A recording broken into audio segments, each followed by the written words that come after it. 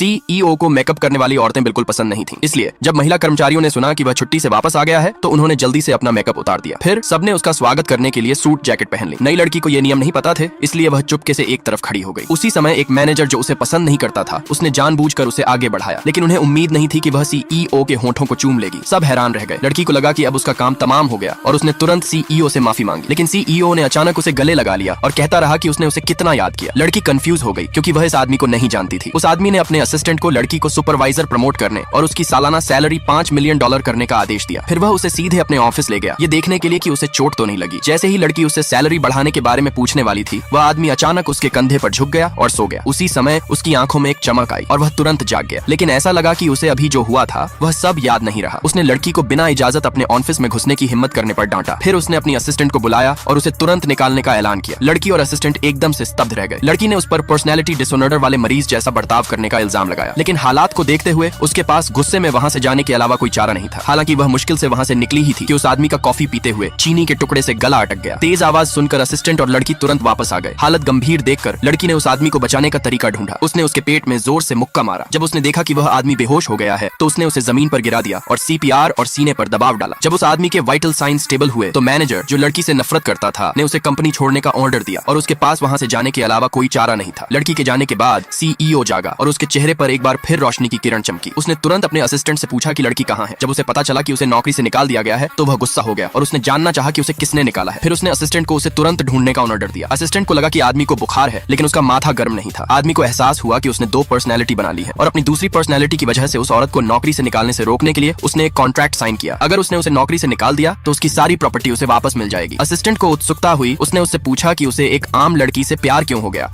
लेकिन आदमी ने सख्ती से जवाब दिया कि वह औरत उसकी पत्नी है। महिला यह जानकर हैरान रह गई कि उसका प्रेमी अपने द्वारा बनाए गए एक महिला रोबोट से उलझा हुआ था। जब वह पहुंची तो उसका प्रेमी घबरा गया और दावा किया कि यह सिर्फ परीक्षण के लिए है। यह भूल कर कि उसने सारा कोड लिखा है। ये रोबोट अब पहले जैसा नहीं रहा। महिला को अब उसकी व्याख्या पर विश्वास नहीं हुआ। उसने उसके साथ संबंध तोड़ लिया और मौके पर चली गई। फिर एक दोषपूर्ण रोबोट ले लिया। यह पता चला कि महिला एक शीर्ष इंजीनियर थी। उनके द्वारा विकसित बायोनिक न्यूरल सिस्टम का उपयोग साथी रोबोटों में किया गया था। इस प्रणाली के साथ एक रोबोट को छोड़ दिया गया था। कोई नहीं जानता था कि उसने कितने समय तक इंतजार किया था। केवल अपनी मूल प्रवृत्ति पर निर्भर रहना, इंतजार करना जारी रखता था जब तक महिला ने उसे नहीं पाया। उसने उसके चेहरे को छुआ और रोबोट ने उसकी आंखें खोल दी। वह रोबोटिक्स के 3 नियमों को याद करता था और जानता था कि उसे कभी भी सीमा पार नहीं करनी चाहिए। लेकिन जिस क्षण उसने उसे देखा, वह हमेशा उसके साथ रहने के लिए तरस गया। महिला उसे ले गई। ये पहली बार था जब रोबोट ने स्वतंत्रता महसूस की। उसने अपना परिचय दिया और उसने तुरंत उसकी जानकारी दर्ज की, उसे अपना एकमात्र गुरु मानते हुए। वह बाहरी दुनिया के बारे में उत्सुकता से भरे हुए थे। महिला ने कहा कि यह शहर सर्दियों में सबसे खूबसूरत था। उसने गणना करना शुरू कर दिया कि उसे कितना इंतजार करना होगा। उसे देखकर महिला ने अपने पूर्व प्रेमी के बारे में सोचा, जिसे वह एक बार बहुत प्यार करती थी, लेकिन जो बीमारी से मर गई थी। महिला उसे अपने साथ रहने के लिए घर ले आई। अंदर आते ही उन्हें कुछ अजीब सी गंध आने लगी। रोबोट ने समझाया कि यह बायोनिक सामग्री के कारण था, जो कि छोड़ दिया गया था और बहुत लंबे समय तक इस्तेमाल किया गया था। वह महिला से माफी मांगता रहा, लेकिन उसे साफ करना नहीं जानता था। महिला ने उसे नहाने के लिए कहा, लेकिन उसे नहीं पता था कि कैसे। उसे कदम दर कदम उसे पढ़ाना था। जब वह मुड़ी तो उसने उसे नग्न देखा। महिला ने उसे ढकने के लिए जल्दबाजी की, उसे यह बताते हुए कि यह अनुचित व्यवहार था। रोबोट भ्रमित महसूस कर रहा था, यह विश्वास करते हुए कि वह कोई अजनबी नहीं है। महिला ने उसे खुद खत्म करने के लिए कहा। असहाय होकर चली गई, लेकिन उसने कहा कि वह नहीं कर सकता। महिला को अचानक एहसास हुआ कि वह आदेशों का विरोध कर सकता है, इसलिए उसने इसका परीक्षण करने का फैसला किया। उसने धीरे से उसके माथे को छुआ। रोबोट ने तीव्र प्रतिक्रिया दी। उनके शरीर का तापमान बढ़ता जा रहा था